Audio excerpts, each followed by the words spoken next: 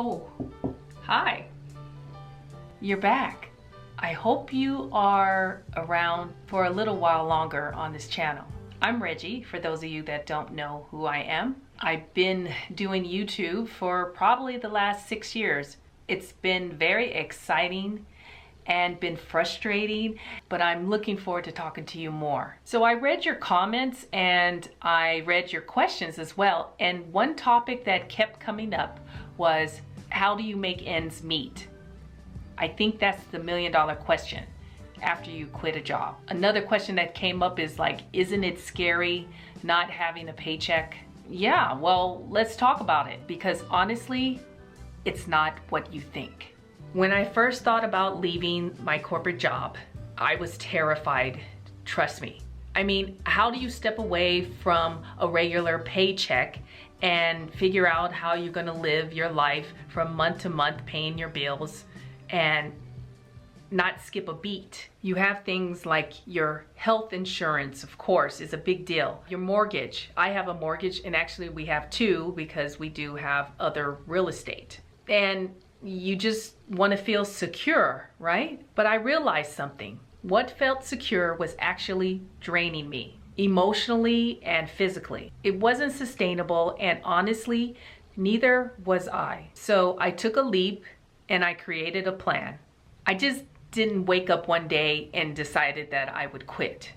This was 3 years in the making. With caregiving, I've been doing since I was 27 years old, off and on, and then really revved up with both parents. I had two parents and each of them had a stroke 6 months apart of each other. I really didn't have much of a break, and to think about, how my body was taking a toll.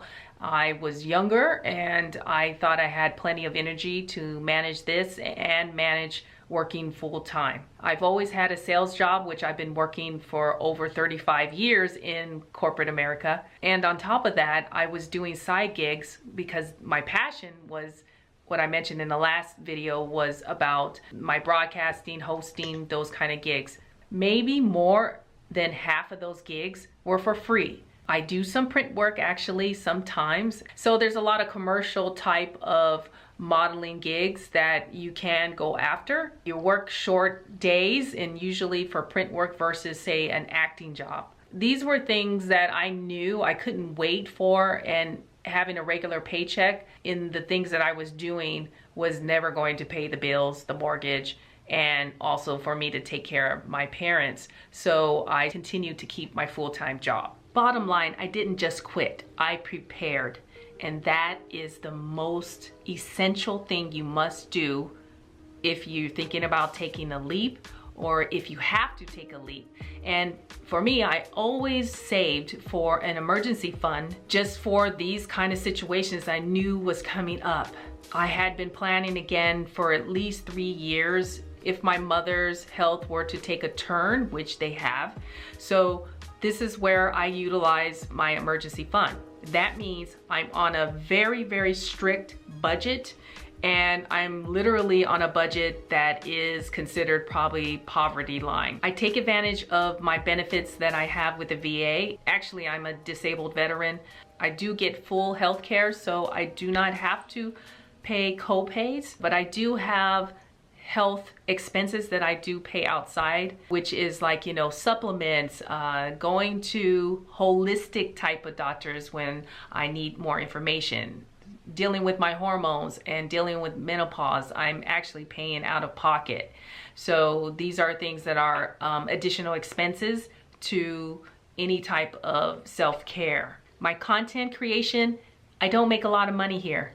I've been doing this again for like 6 years, and I've only make maybe a few $100s a month off of the actual videos that are going through what we call Google AdSense. So it's not a lot, and if you don't have a constant high view count, then you're not gonna make a lot of money that will cover your bills. And then it's very unpredictable. It could be, say, a couple of $1,000s in 1 month, and you think that's what you're gonna get every month, and it's not true. And then it drops down to maybe $300 or $400 that following month. You just don't know. So you can't rely on the AdSense. Of course, it always depends on your genre and what you're covering, because the #1 genre for views and making more additional income is music. So those are different types of genres that I'm not in. I'm about simplifying life after 50, and how to thrive. Fasting, a major part of this channel is about fasting, weight loss, and menopause, and how we can get optimum health at this age. The other thing I'm doing is selling online products, like I will be selling my book, ebooks, workbooks, that kind of thing, guides. So that's what I'm really working on, to hopefully to supplement a little bit of my income. Again, I'm very realistic about it. I don't expect that it's going to make a huge difference in what I'm bringing in right now, but I will be offering different types of products, whether it's courses or I offer already coaching one-on-one, which I do make a little bit of income there. But again, I didn't have the time to really focus on it like I am making the time now. Caregiving full-time, I don't get paid to be a caregiver. My mom has a very strict budget with her own expenses that do cover, say, getting private care that we get, and it's only 6 hours a day. So that, to me, is golden time for me to actually do the things that I want to do to generate more income. So I've read that, hey, you have a husband, he's taking care of you, and you don't have to worry about it. But what about us single people, right? I did hear that. I hear you. I see you. There was a time when I was single, okay? And it was just me, and I was taking care of myself and my cat. You know, being that I'm in sales, I had been laid off twice in my career. Those were the times that I really revved up my gig work, and I was going out doing commercial acting. I would even take extra work, so extra work on a film or something like that. And you know, you basically made anywhere from $100 to maybe $400 in a day, but you're working probably 12 hours, you know, so it's not a lot of money. But back then that kind of helped me, but I also was pulling from my emergency fund. I always look to have at least 3 to 6 months of salary in my emergency fund. Now I've saved up for a longer period of time, and I do have additionally way more than that in my emergency fund, but I don't want to deplete it, right? Nobody wants to deplete all their savings, their cash flow. I do have a retirement fund. You know, I have 401k, I have an IRA. So those are things for a long term that I would use down the way, and that's probably not until after I'm 59 and a half that I can actually draw from it. Nevertheless, I'm not a financial guru of any sort. I'm not trying to give advice. All I'm saying, there are options, and then creating your own business, and so you can be self-employed. That's the huge goal on my list, to be sustainable in that way. My husband and I, we do share expenses, and I don't expect him to take up all of my slack. I have my own personal expenses, as we all know. We like to get the hair done. We like to get our nails done. You know, we have makeup and things, you know, there's supplies we need, right? And I need more supplies the older I get. I do simplify the way I live, and I cut the fat on my budget, and things that I don't necessarily need to do, like go and get a wax. I haven't had a facial since the beginning of this year, and I used to get facials every month. So I'm very careful about that, and cutting those expenses out. So all those side gigs that I was doing before, and I will try to continue to do as I can break away. I did facilitating for conferences. Because I was in sales, it was easy for me to roll over into that area and sell products, or at least lead people to influence them to buy products in a given conference. That's where I'll be moving on next. I have caregiving to trade off the time with me so I can actually be at those gigs. So yes, I still budget very carefully to my mom's care. Yes, I was taking on a lot of her expenses with, you know, products, supplies. With her healthcare insurance, I'm finding some ways that they're covering certain things that I had no idea that they covered. and I was spending out of pocket. I'm making sure that I don't have any overlapping of her expenses into mine, because I was just, just putting on the same card, everything, when it came down to her needs. So a lot of these things were seeping into my own expenses, which turn into thousands and thousands of dollars per year.